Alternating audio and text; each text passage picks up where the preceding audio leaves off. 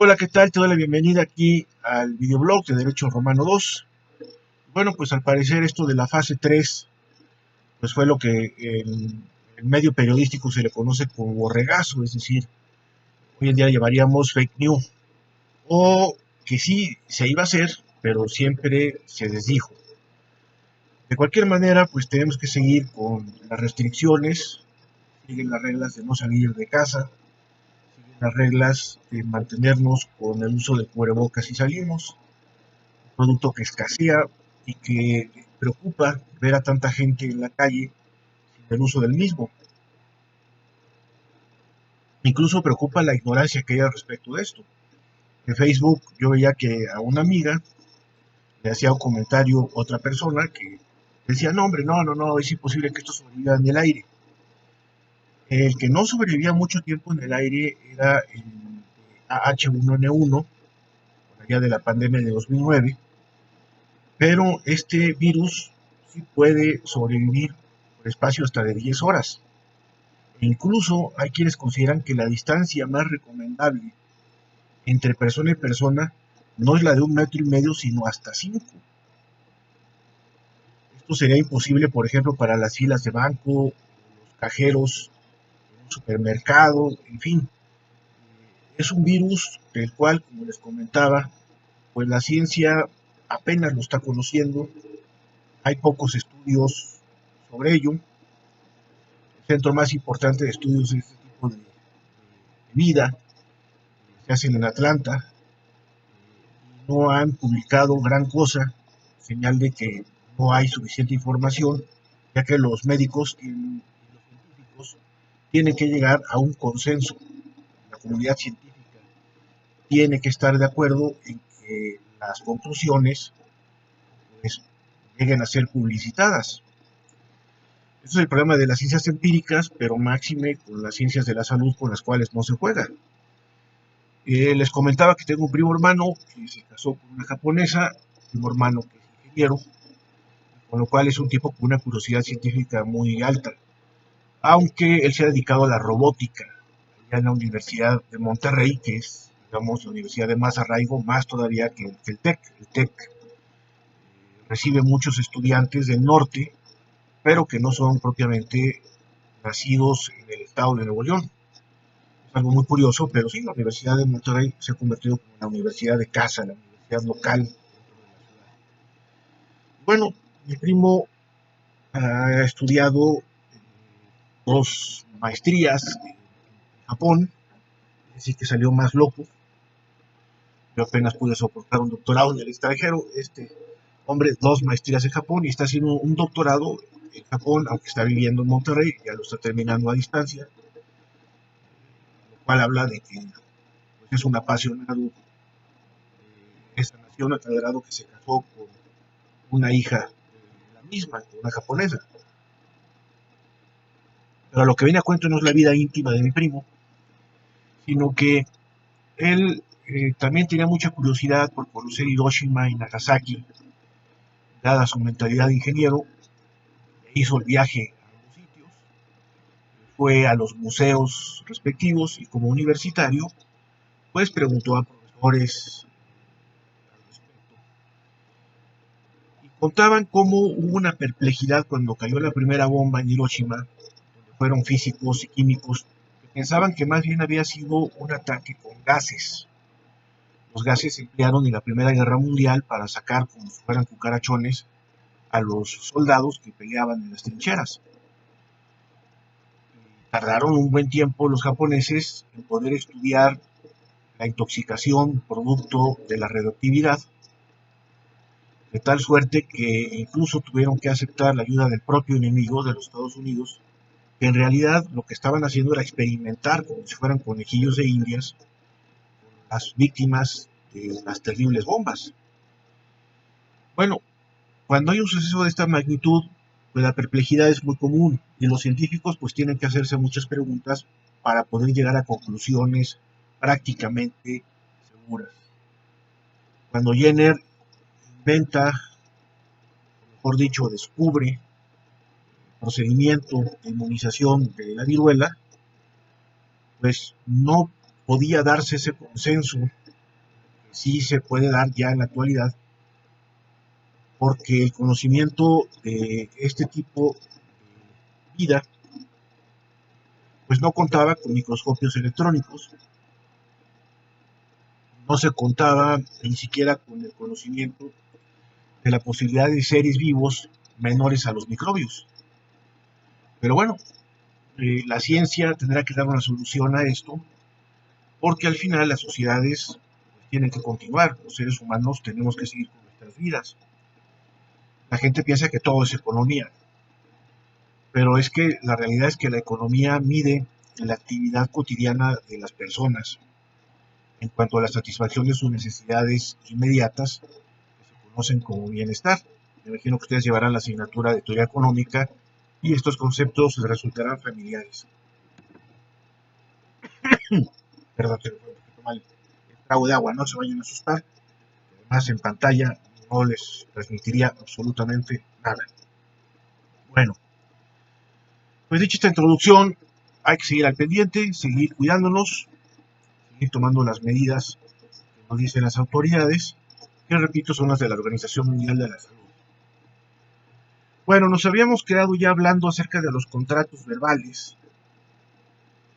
Hemos hablado acerca de la stipulatio, un contrato en principio, sobre todo a la sponsio, que era exclusiva de Jus Civilis, mientras que había otro tipo de stipulatios, que eran formas de contratar que incluso podían llegarse a plantear la pregunta y la respuesta en griego, siempre y cuando se conociese la lengua. Vamos a hacer ahora el desglose, como lo hemos hecho con los otros contratos, los contratos reales, que creo que es una forma un poquito didáctica para tener los elementos de juicio, de valoración, vamos, esta serie de formas de contratar. El contrato verbal o stipulatio, o estipulación, diríamos en el español actual, fue una modalidad de un contrato verbal muy utilizada en Roma, quizá la que más se utiliza, sobre todo por la sencillez, dado que no implicaba una fórmula sacramental que obligase a hacer un ejercicio de la memoria terrible. El sistema era muy elemental, pregunta y respuesta.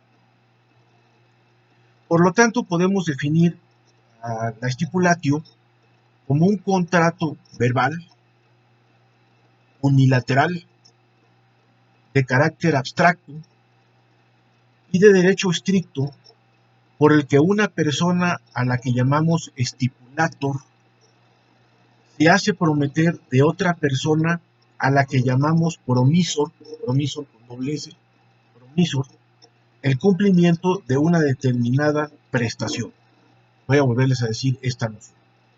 Es un contrato verbal unilateral de carácter abstracto y de derecho estricto por el que una persona a la que llamamos stipulator se hace prometer de otra persona a la que llamamos promisor el cumplimiento de una determinada prestación. Se trata de un contrato formal y originario del Jus Civile, solo accesible a los chivis. Estamos hablando pues de la sponda. Hemos hablado de otro tipo de stipulatios que parece que tienen su origen en el Jus Gentium y que, repito, se podrían plantear en griego si fuese el caso. Lo importante es que las partes conocieran la lengua, porque de lo contrario habría incongruencia entre la pregunta y la respuesta.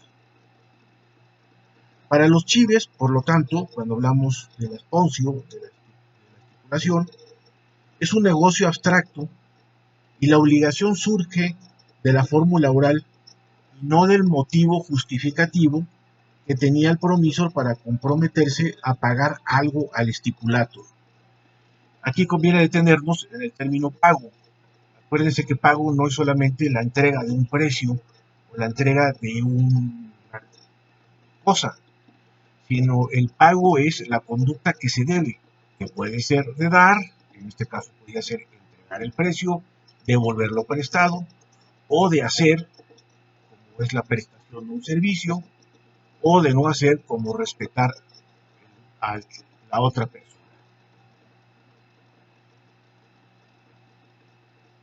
Como contrato verbal y formal se exigen varios requisitos.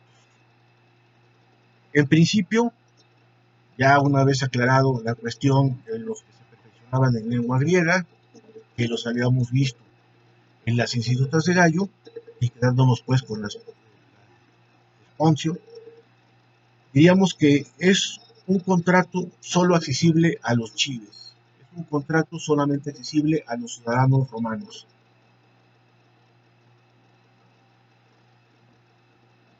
Otro requisito es la oralidad, ya que implica la pronunciación de la fórmula en la que obligatoriamente se debe incluir el verbo espondere.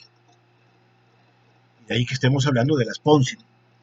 Al verbo espondere se le atribuye un sentido muy formal, aunque existen otros verbos que en latín también significan prometer. Sin embargo, el verbo espondere es el más solemne de todos ellos. Y es por ello que este fue el exclusivo para los romanos. Es decir, el verbo espondere resultó ser el verbo de uso exclusivo, entre los civis, los ciudadanos romanos, los que tenían el estatus civitatis. El sistema de estipulación, siguiente requisito, es sencillo. Pregunta del stipulator, respuesta del promisor, que siempre concluye con el término esponde, es decir, prometo. Habíamos visto el desglose de preguntas y respuestas en las institutas de Gallo, que también, por cierto, las desglosa Dors a letra pequeña. Sin embargo, pues aquí nos estamos siguiendo a este contrato exclusivo del Jus Civilis. Desde luego, otro requisito es la presencia física de ambas partes. Luego ya hablaremos en su momento del mandato y de la complejidad en los romanos en torno a la posibilidad de una representación por un tercero actuando a nombre de otro. Igual también será con un cuasi contrato, que ya también hablaremos de esta clasificación peculiar que es asimilada en el derecho justinianeo, como es la negotorium gestio, la gestión de negocios, pero de eso ya hablaremos en su momento. Entonces, ambas partes tienen que estar presentes, los chives, los ciudadanos, que se han reunido para que uno haga una pregunta y el otro responda. Siguiente requisito, es un solo acto, tiene que haber una unidad, no puede interrumpirse la secuencia entre pregunta y respuesta. Y el último requisito deriva del anterior, así como tiene que ser un acto que debe ser ininterrumpido, tiene que haber perfecta congruencia entre la pregunta y la respuesta. Conviene hablar ahora acerca de las aplicaciones de la stipulatio. Como es una fórmula ajustable a diversos actos jurídicos, me refiero en cuanto a la conducta a reclamar por parte del deudor, pues se ajustó a muchísimos tipos de obligaciones. Fue una figura empleada incluso en los trámites procesales, como fue el caso de las estipulaciones pretorianas, que son estipulaciones que ordena el pretor con carácter caucional, por ejemplo, dejar un bien en prenda ante un litigio para garantizar el cumplimiento de la obligación principal. Fuera del ámbito procesal, las promesas solemnes se empleaban para toda clase de obligaciones, a destacar la fianza, la innovación, dar eficacia jurídica a diversos actos, en fin, dada la valía que tenía la palabra, sobre todo en el derecho romano clásico o a los tribunales de la República, pues cabe decir que era de prueba plena el uso de la palabra en el caso de que esto se fuese un juicio.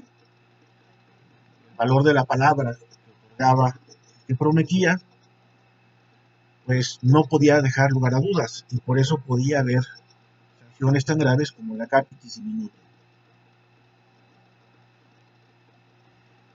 La estipulación, como es natural, fue evolucionando. Yo diría, no me gusta a mí el verbo evolucionar, ya lo he dicho muchas veces, sino se iría transformando. Incluso me atrevo a decir, aquí parafraseando a Dors, va de alguna manera declinando, va de alguna manera degenerando. La oralidad, por ejemplo, pues se fue mitigando, se fue reduciendo y se fue admitiendo lo que ya Gallo retrataba, que son las estipulaciones con extranjeros. Incluso la unidad del acto y la presencia de las partes, ojo con esto, llega a desaparecer. Los romanistas tienen aquí unas diferencias de opinión. Es muy diferente, evidentemente, cómo se trabaja en las ciencias humanas a cómo se trabaja en las ciencias empíricas. Los romanistas no se van a reunir para llegar a un consenso como lo hacen los médicos o como lo harán los epidemiólogos o como lo harán los virólogos, en el caso que nos ocupa ahora con el SARS-CoV-19, en la búsqueda de que haya ya una vacuna que pueda prevenir esto o que incluso pueda ayudar a la gente a sanar. ¿Por qué en las ciencias humanas no se llega a este consenso? Bueno, hay una cierta, vamos a llamarlo, uniformidad en las ciencias humanas, en la medida en la cual el rigor de una afirmación, es decir, el fundamento documental es tal que a la afirmación la hace incuestionable. Por ejemplo, la existencia de Aristóteles, la historia de la filosofía, es incuestionable, ya que él era un maestro, él enseñaba de una manera patética, es decir, caminaba, pensaba y los discípulos tomaban nota. Hay testimonios de él porque generó toda una escuela. Y hay aristotélicos que dan testimonio de su existencia. Hoy en día hay algunos filósofos postmodernos que dudan de la existencia de Sócrates, porque Sócrates fue ágrafo, es decir, él no escribió. Platón u otros llegan a testimoniar sus debates con los sofistas, por ejemplo, en los diálogos. La existencia de los diálogos nos hace suponer que Platón no llegó a inventar un personaje como Sócrates, sino que abrevó de él y resultó también incluso su maestro. Porque en las leyes, un libro totalmente recomendable, a veces me parece que un poquito más que la República, pues nos llevan a pensar que si ahí hay otros personajes en el diálogo, no necesariamente Sócrates fue una ficción. Sin embargo, hay una cierta crítica filológica que considera que Sócrates pues, fue un invento del propio Platón. Si así nos vamos, pues, entonces nos vamos a acabar admitiendo que no podemos afirmar o negar nada acerca de algo. A Gustavo Bueno estos debates le parecían absurdos y con toda razón.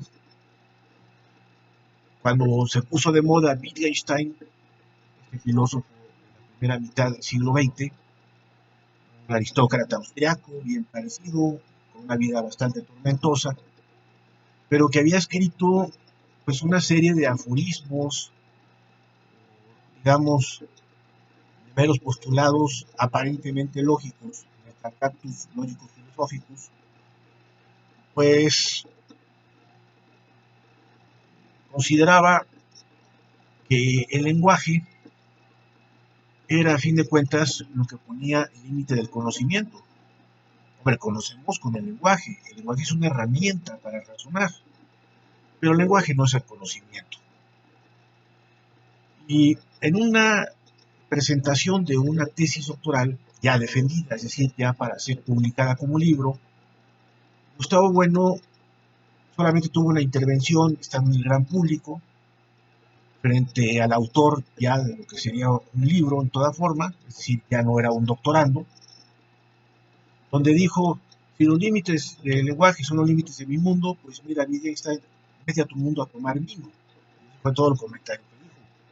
La gente soltó carcajadas, el pobre autor del libro, ya doctor, pues se sonrojó, y la realidad es que sí, el estudio de muchos filósofos del lenguaje es una mera pérdida de tiempo. Es muy diferente a quienes están renovando los estudios en materia de argumentación o en materia de retórica, que esto sí nos permite un desarrollo de la lógica, en materia de matemáticas abstractas o de matemáticas aplicadas. Esto es algo muy distinto. Me he cansado de hablar de los modelos vectoriales en materia de contención de una epidemia o de la predicción de dónde puede dirigirse esta, dónde puede contaminar la misma. Por lo tanto, bueno, las matemáticas son lógicas y las usamos todos los días. Había una serie muy buena en la primera década de este siglo, me da hablar así, pero bueno, es que yo todavía no lo puedo creer, soy del siglo pasado, imagínense. Yo nací cuando todavía había televisores y radios de bulbos, o sea, de transistores, ¿no? Yo ya he hecho aceite, ¿no? Me tocó todavía conocer sedanes de Volkswagen, los famosos escarabajos, como se les conoce en otras latitudes, o Beetles, que incluso para señalizar daban vuelta a la izquierda, en vez de poner una direccional en el foco de atrás, levantaban una patita que tenía una luz, que las puertas se abrían al revés. Bueno, pues así pasa, ¿no? El tiempo vuela. A principios del siglo, pues hizo una serie muy importante que se llamó Numbers. Digo, importante en la medida en la que mucha gente se entusiasmó por las matemáticas al ver que éstas tenían una aplicación práctica. La serie de Numbers más o menos trata acerca de un agente del FBI cuyo hermano es un genio de las matemáticas y profesor en la Universidad de Caltech, en California, en Los Ángeles para ser exactos. Y el matemático contribuye para esclarecer la solución de muchos casos del FBI. Por cierto, hay todo un capítulo que habla acerca del modelo SIR, precisamente para el estudio de las epidemias, el análisis vectorial respectivo. Lo explica de una manera genial. Yo creo que es un capítulo, por cierto, de la temporada número 1, que viene muy bien para entender cómo lidiar con esto y en la que nos daremos cuenta qué errores se han cometido en España, al principio en Italia, en la propia Inglaterra y ni qué decir aquí en México, donde las cosas, pues tristemente, esto me lo comentaba un colega de la universidad, y colega digo no abogado, sino universitario, un hermano nuestro de la universidad, que es médico, que esto se va a poner peor, por lo cual me lo tomo bastante en serio, siendo la mejor facultad de medicina del país. Y que además este amigo sí es un verdadero epidemiólogo. Él no fue un huelguista que intentara afectar a la universidad durante 3 años, como cierto personaje que está por ahí en la primera plana de todos los periódicos todos los días. Este amigo incluso fue a estudiar Atlanta, no tanto como una especialidad, sino como una especie de conocimiento que estaría fuera de la clasificación de grados, digamos que una especie de estudio empírico de una especialidad aplicada. Muchas veces nosotros hacemos estudios, pero ya los que tenemos un doctorado, este amigo por cierto es doctor en medicina, universidad en Memphis, en Estados Unidos, y cuando uno decide profundizar algún estudio, sobre todo por curiosidad, la mejor investigación que se hace por curiosidad, los centros públicos de investigación, pues dado que reciben dinero público, pues probablemente tengan que tener líneas obligadas de investigación. Sin embargo, yo creo que la combinación de las líneas con la curiosidad es lo que hace realmente la ciencia. Porque si no se hiciera investigación por curiosidad, pues no existiría un Princeton en Estados Unidos, ni mucho menos un centro de investigación de la talla de lo que hay en Cambridge, que hay en Oxford. No hubiera surgido un Stephen Hawking, no hubiera existido un Albert Einstein, no hubiera existido en absoluto un Schrödinger. La curiosidad es muy importante para hacer ciencia. Yo cuando me dijeron en el Instituto Nacional de Ciencias Penales que no íbamos a hacer investigación por curiosidad y alguien descartaba que analizar la transgresión a la primacía de las normas internacionales de derechos humanos no tenía que ver con el derecho penal, pues dije, estos señores no tienen ni puñetera idea de lo que están hablando. Solamente les importaban los fondos, que por cierto ya se los van a recortar, que venían del CONACYT. Pero pues eso no es ciencia aplicada, ni siquiera por las líneas. Vemos los problemas de derecho penal y vemos los problemas de criminología. No hemos encontrado fórmulas para la prevención del delito, mucho menos fórmulas para la contención del mismo. En España se extrañaban de que aquí hubiera cierta simpatía con algunos movimientos feministas, cuando allá pues la división de opiniones es prácticamente del 50%. Bueno, es que allá el índice de mortandad por violencia contra la mujer es bajísimo. Realmente se quejan por vicio, por motivos ideológicos. Mientras que aquí sí es escándalo.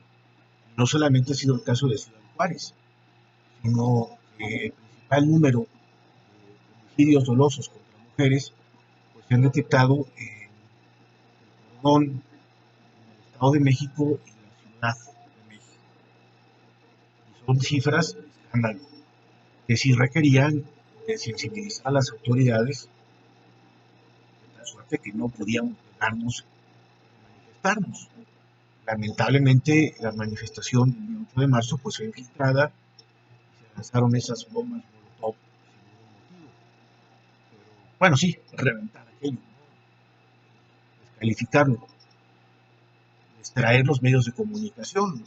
Se golpeó a este periodista jovencito de Pedro Jiménez en una manifestación por el Metro Insurgentes unas semanas atrás. Todos esos son distractores para que la autoridad pues, se quite presión mediática en algo que no está haciendo. La investigación pues tiene que estar claramente definida. De hecho, esta divagación es un amigo que se llama elipsis, pues porque todo tema siempre tiene una ramificación que nos invita a pensar sobre otras cosas. En este caso en concreto era para hablar un poquito de epistemología, es decir, hacer un poco de filosofía de la ciencia, de cómo opera una ciencia humana como la historia o la historia del derecho, cómo opera una ciencia empírica, como sería el caso de la biología, que es la que debe llevar la voz cantante para luego servir a la medicina en este problema de la pandemia. Bueno, en el caso del derecho romano, en el caso en general de las ciencias humanas, vamos a decir en este momento, a meterlas en el mismo saco a todas, como historia del derecho, las afirmaciones siempre están condicionadas al descubrimiento de una prueba que descalifique lo anterior. A esto le llamamos crítica, algo que tiene su origen en el pensamiento kantiano, creo que es de las pocas aportaciones de valía del pensamiento de Manuel Kant, en el sentido de que toda afirmación debe ser probada. Y aquí surgió pues ese afán erudito de las referencias a pie de página de lo que se conoce como aparato crítico. Toda investigación debe de contar con un aparato crítico que no es otra cosa más que los fundamentos, lo que hemos hablado de las fuentes históricas. Y es por ello que cuando hablamos de la transformación de las figuras jurídicas, para no utilizar el término institución y no caer en la trampa del derecho codificado, bueno, pues hay que hacerlo con mucha precaución. Es decir, tenemos que estar muy prevenidos, hay que tener siempre esta reserva de que toda afirmación es discutible. Hay hechos, como les digo, que son incontrovertibles. La reina Isabel la Católica existió Felipe II, existió Carlos I, conocido en otras latitudes como Carlos V. El hombre llegó a la Luna. Esto se ha demostrado incluso hasta con fotografías de satélites que han viajado a nuestro vecino del sistema solar. Nosotros tuvimos una guerra contra Estados Unidos entre 1846 y 1847. Aquí hay un montón de libros sobre esa guerra. Está perfectamente documentada y está perfectamente documentado que lo que fuera la Nueva España pues perdió más de la mitad de su territorio. Y como ello hay cosas que son prácticamente incuestionables. En todo caso, lo accidental, es decir, si se celebró el Tratado Guadalupe Hidalgo en 1848 bajo coacción, si cumplió con las reglas del jus gentium vigente en la época y un largo etcétera, pues son lo que nos llevará a hacer nuevas investigaciones y nuevos planteamientos, y por eso la curiosidad tiene tanta importancia en esto. Bueno, pues en la romanística se sigue investigando. Eso era lo impresionante de Álvaro Dors, con quien habíamos comenzado este curso, que todavía octogenario, prácticamente nonagenario, ya cercano al hecho de muerte, seguía escribiendo porque era su forma de razonar. A esto se refería Rafael Domingo, su extraordinario artículo en la revista de nuestro tiempo. Entonces, es muy importante cómo la estipulación pues fue flexibilizándose, de tal suerte que las partes podían celebrarla ya no de manera ininterrumpida y podían celebrarla incluso no estando presentes. Esto es algo que luego ya profundizaremos en su momento, sobre todo cuando abordemos la gestión de negocios y hablemos también del contrato de mandato. Finalmente, en este vídeo hablaremos acerca de la protección procesal. De nuevo hago el comercial, ya casi tengo terminada la lista. También hay muchas cosas de la pandemia que complican las cosas, porque uno se puede hacer reparaciones también en casa. El otro día estaba aspirando, había comprado una aspiradora industrial. Kelsen le da por esconder cosas. Estaba dormido y despertó con un hueso de chamorro en la cara, ¿no? Y el perro al lado, feliz de la vida, además comiendo huesos de pollo con el espejo. Sí, te invito aquí un lunch a las 3:30 de la mañana, jajaja. Condenado perro, ¿no? Bueno, a veces los entierros, pues, son de cosas más pequeñas. He recuperado llaveros, he recuperado hasta un crucifijo por ahí que me había enterrado este infeliz. En fin, ¿qué la voy a hacer? Necesito una aspiradora de esta potencia. Pero, como les comentaba, pues aquí los enchufes, el cableado se ve que es viejo y pues hubo un cortocircuito. Lo tuve que arreglar. Estoy aprendiendo incluso a hacerle al electricista, obviamente cortando la luz, trabajando a primera hora de la mañana para cortar con luz natural, usando una lámpara sorda, con todas las precauciones. Hombre, ya hemos vivido solos durante muchos años, nos vamos haciendo fontaneros, nos vamos haciendo electricistas. Y bueno, pues reparé aquello. Me faltan nada más algunas cositas para terminar esto, pero como si fuese una auténtica nave espacial. Mejor dicho, no, porque a las naves espaciales les va bastante mal, no siempre están con el mejor material. Si no, vean la película de Apolo 13. Pero sí como un 747 800, que es un avión que no da ninguna molestia, es un avión casi perfecto. Y pues esto lleva tiempo, ¿no? Lleva tiempo, como el libro de la Nueva España, que hay momentos en los que baja la inspiración y hay momentos como ayer que no paraba de escribir. Entró la musa, pero con todo. Sobre todo después de leer a Sánchez Albornoz, vaya pluma, vaya prosa, qué manera de escribir tan extraordinaria.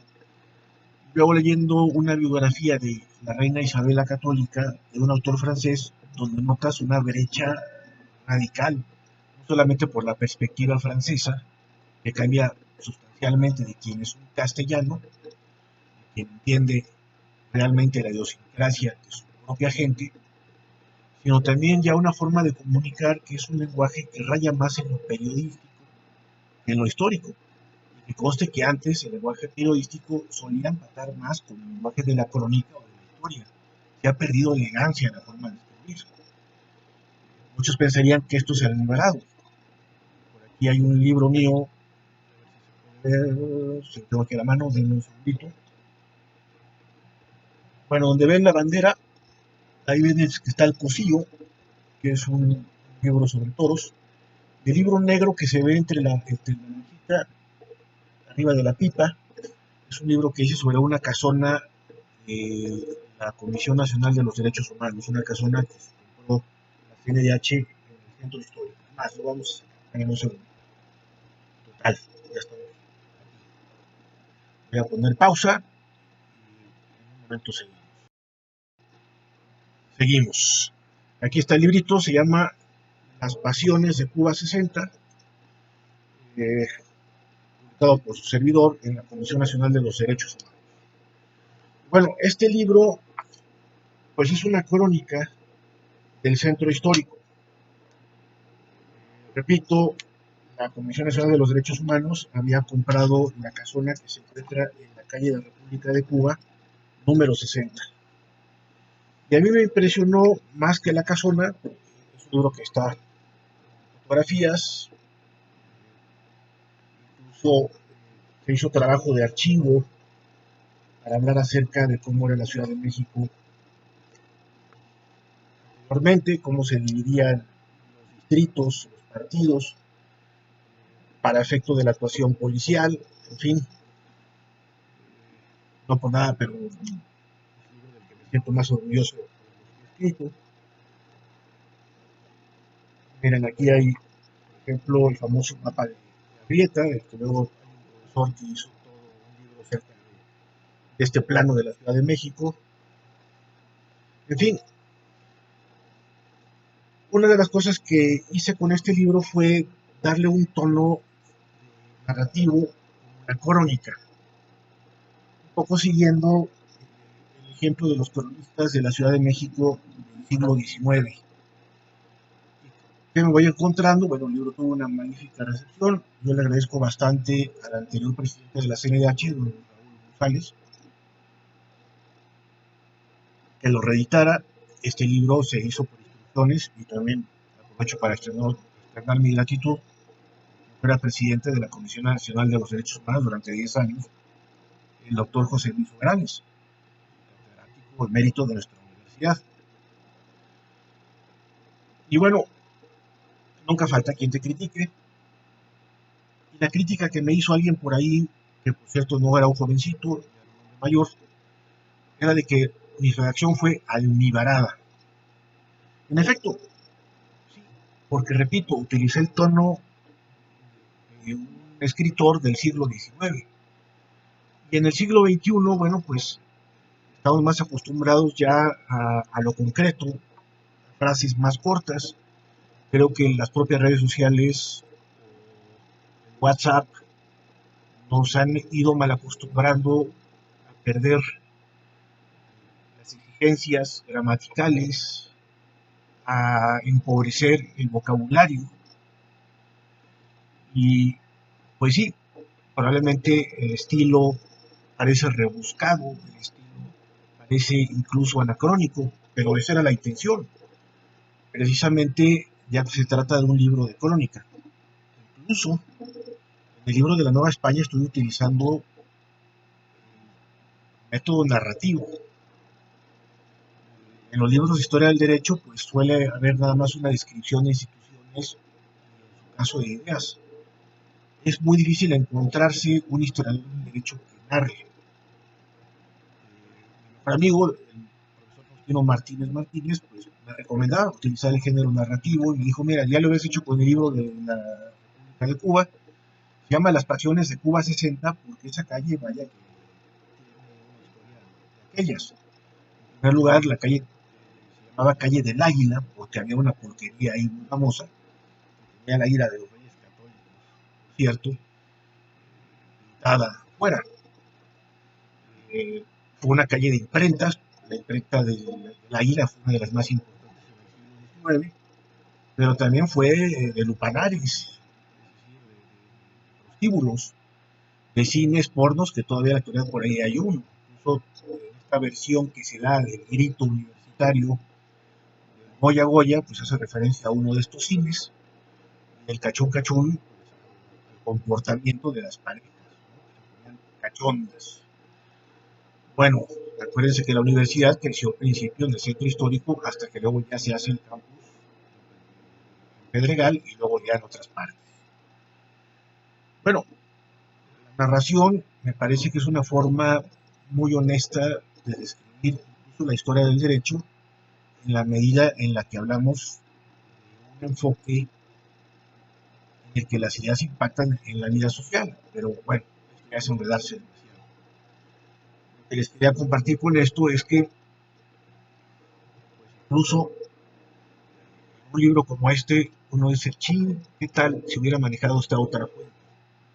Descubre luego pruebas supervenientes, que ha habido publicaciones posteriores que podía haber hecho no una reedición, sino una edición actualizada, organizada. Como había cierta prisa por parte del anterior ombudsman, pues no me quise poner los moños y al contrario agradecí que se reeditara tal cual.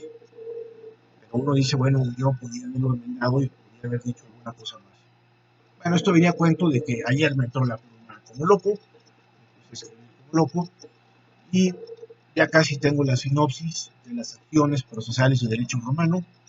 No se preocupen, estará a tiempo, que a fin de cuentas, con la cuarentena, pues sobra. Sobra para ser elitista, sobra para ser cronista, sobra para escribir la historia de la Nueva España, sobra hasta para ver por ahí documentales de conspiraciones sobre el origen del virus, pues sobra hasta para jugar con Kelce, ¿no?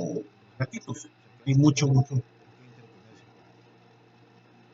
Pues bueno, termino con esto que me llevó a esta elipsis, divagación, que es el caso de las acciones para proteger las estipulaciones. Pues ya habíamos hablado que eran las acciones de Chertoff, la condictio Chertoff, y de la condictio, pues prácticamente hemos hablado todo cuando hablábamos acerca de mutuo.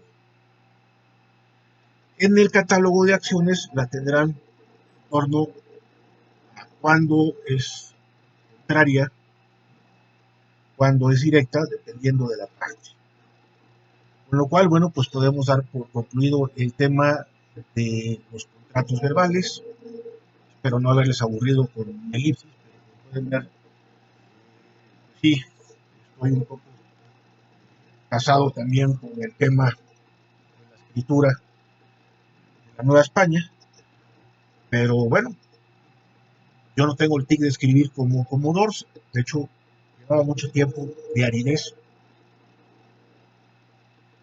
en la que me limitaba a lo que hoy cursimente llaman papers, que piden artículos de máximo 20 cuartillas, 20 folios, dependiendo de quién te los pida, de páginas, para publicaciones colectivas. Y esto me cuesta un trabajo tremendo, porque siento que hay que dejar demasiadas cosas en el tintero, y que uno no puede explayarse como quisiera, sobre todo para aportar a la ciencia humana en la medida de lo posible y en la medida de lo probable. En fin, por ahí dice Jesús Maestro, discípulo de Gustavo Bueno, que los papers han matado a la universidad porque al final se convierten en pequeños estudios que nadie lee. En el caso de ciertas ciencias empíricas, los papers sí son más que recomendables porque se trata de información inmediata. Es decir, no podríamos narrar toda una novela acerca de COVID-19 porque esto de poco serviría para salvar vidas. Pero las ciencias humanas sí nos podemos dar el lujo de explayarnos un poco más y es por eso que los ingleses, cuando hacen de la historia una ciencia en la medida en la cual las afirmaciones son probables, posiblemente demostrables, bueno, pues llegan a aportar esos famosos ladrillos, esos libros regordetes. Ahí pueden ver a la izquierda, esta vez no bajaré ninguno, pero donde se ve una cabra que está en el ángulo hacia allá, donde se ve la plaquita. una cabra, por cierto, de la Legión Española, cuerpo de infantería. Ellos marchan, en realidad no es una cabra, es un carnero, simbolizando su pasado en el cual ellos tenían carneros para ser autosuficientes en cuanto a alimentación. Cuando es el desfile del 11 de octubre, el desfile de la fiesta nacional en España, equivalente a nuestro 16 de septiembre, el desfile militar, siempre se distinguen los legionarios por marchar a un paso diferente, un paso más veloz que el resto de las Fuerzas Armadas, y acompañado uno de los legionarios por ese carnero. Cada año es un carnero distinto. Bueno, ahí tengo un carnero de peluche, pero es un recuerdo muy agradable de los tiempos de la Legión. Bueno, abajo del carnero, pues podrán ver, son puros libros de historia militar, salvo los de Chesterton. Pues son libros bastante gordos. Así trabajan los ingleses. Porque además, así no dejan lugar a dudas en cuanto a las afirmaciones. Mientras más pruebas aportes sobre una afirmación en materia histórica, más creíble es tu trabajo. Dicho esto, concluyo la clase de hoy, dando un poco la divagación epistemológica, repito, pero bueno, espero haberlos entretenido en estos tiempos de cuarentena y de dificultad que estamos pasando pues en nuestras casas. Pero bueno, hay que cuidarnos. El coronavirus es un enemigo a vencer, pero es un enemigo que sabe esconderse, es un enemigo que muta, es un enemigo que es traidor. Más vale pecar de prudentes a ser temerarios. Paz y bien, y nos vemos para la próxima. Les mando un fuerte abrazo.